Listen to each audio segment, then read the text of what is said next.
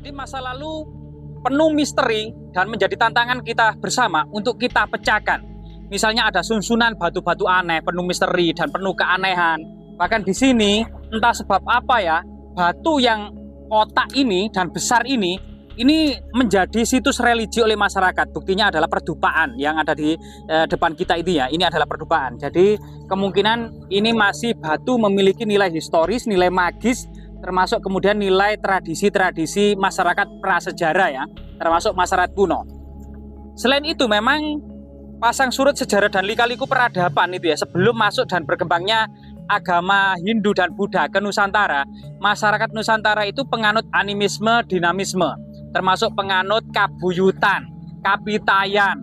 Tapi dalam hal seperti itu jangan salah paham, karena leluhur kita sudah mengenal Tuhan Yang Maha Esa yang dikenal dengan Sang Yang Tunggal. Jadi ini bukan Tuhan impor, karena menggunakan bahasa Melayu kuno, yaitu rumpun bahasa tertua di Nusantara, yaitu Melayu kuno, Sang Yang Tunggal ya, yang sampai saat ini masih kita kenali, atau Tuhan yang satu. Dan di depan kita ini ada jejak-jejak megalitik, neolitik peradaban batu besar. Diduga peradaban ini berumur lebih dari 4.000 tahun silam, karena masyarakat Melayu, Proto Melayu itu membawa peradaban batu besar ini ke Nusantara sejak 2.500 tahun sebelum Masehi.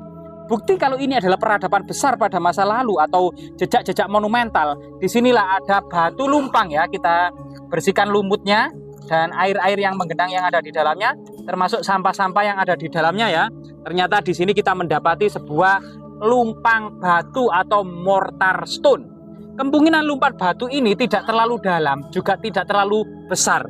Kemungkinan lumpang batu ini bukan digunakan untuk menghaluskan biji-bijian, menghaluskan rempah-rempah, menghaluskan dedaunan, umbi-umbian, untuk kemudian menyediakan makanan oleh para wanita-wanita terdahulu, melainkan lumpang ini memiliki lubang yang sedikit dangkal, lebih kecil. Kemungkinan ini sebagai peringatan ya, atau juga lambang kesuburan, termasuk kemudian tempat duduk arwah-arwah leluhur, tempat menaruh sesaji, termasuk kemungkinan untuk semacam mengikat binatang kurban. Jadi sebenarnya para arkeolog itu ada yang bersimpang siur tentang lumpang-lumpang yang sebenarnya tidak menduduki fungsi profan, yaitu untuk menghaluskan biji-bijian, melainkan memiliki fungsi ritual magis pada masa lalu, sehingga ada minimal ada lima fungsi ya, 5 fungsi. Yang pertama adalah persajian, ini tidak bisa diganggu gugat atau tidak bisa dibantah lagi ya. Yang kedua peringatan, yang ketiga adalah kurban, yang keempat adalah tempat duduk arwah-arwah leluhur, dan yang kelima adalah merupakan pengorbanan, haji pengorbanan. Sehingga kemudian lumpang batu ini pasti kemudian berhubungan dengan batu yang ada di sebelahnya. Malah batu yang besar ini malah mirip seperti naga raksasa yang bertapa membatu. Di sampingnya diduga adalah The Great Dolmen atau meja batu raksasa, juga menduduki fungsi persajian ya, menduduki fungsi persajian. Dan batu ini merupakan satu kesatuan dari lumpang batu, batu dolmen ya, yang ini. Yang batu ini memang memiliki tekstur itu seperti naga raksasa yang bertapa membatu. Bahkan di sini itu ada matanya, teman-teman. Coba di sini, teman-teman. Di sini memang batunya sangat halus sekali ya. Bahkan di sini semacam ada yang diratakan, berbentuk seperti gunung, atau mungkin mirip dengan gunung Welirang yang ada di sebelah ini ya. Dan ini jelas-jelas ada matanya, dan ada alisnya, dan ada bulu matanya. Mungkin kamera bisa mendekatkan kalau di sini memang ada matanya, sehingga kemudian sebagian masyarakat menganggap ini adalah kepala ular naga raksasa yang bertapa membatu, teman-teman. Bisa di zoom. Dari sini akan terlihat dan kentara sekali, teman-teman.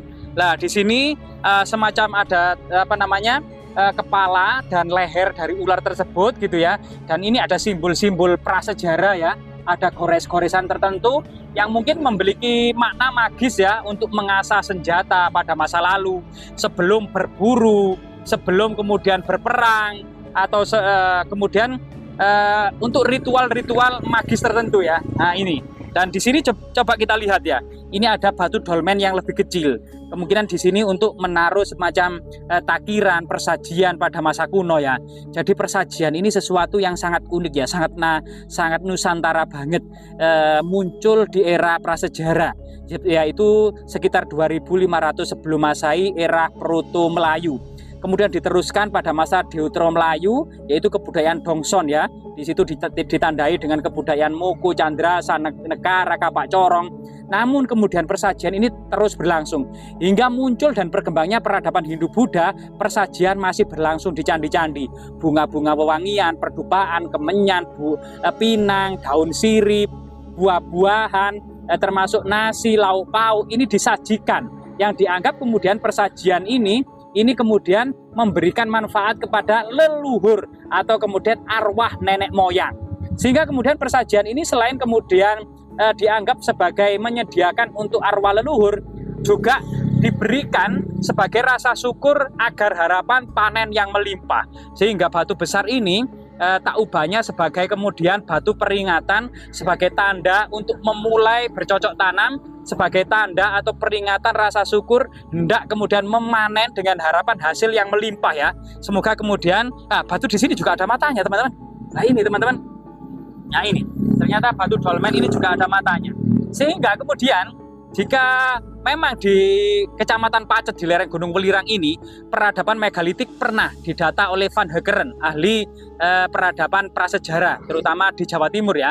Itu ada beberapa desa yang penuh dengan peradaban megalitik seperti di Sajen, Kemiri, Kesiman Tengah, Slawe, Jeruk. Itu merupakan data-data yang ada di bukunya Van Heckeren. Tidak bisa dimungkiri ternyata di seluruh Kecamatan Pacet di desa-desa itu ternyata mengandung peradaban megalitik ya, termasuk di Celaket ini, termasuk di Kembang Belor, di Kuripan Sari, di Sumber Kembar, di Bendungan Jati, di Pandanarum. Ini ternyata kita dapati peradaban megalitik, baik itu menhir, dolmen, batu gorit, batu dakon, batu jaran ya, yang memiliki batu dakon itu banyak dan menyebar. Jadi tinggalan ini sangat luar biasa sekali. Kemungkinan memang dahulunya di sini itu adalah sebuah tanah yang ditinggikan dengan beberapa formasi megalitik, neolitik ya, peradaban batu besar. Semoga kemudian peradaban ini terus menjadi peringatan, terus menjadi pelajaran, dan terus menjadi bukti historis tentang eksistensi masyarakat prasejarah 2500 tahun silam atau 1500 tahun sebelum Masehi. Jadi jauh sebelum kemudian berkembang peradaban Hindu-Buddha di abad ke-8, ke-9 Masehi maupun kemudian Majapahit di abad ke-13 dan ke-14 Masehi. Semoga bermanfaat.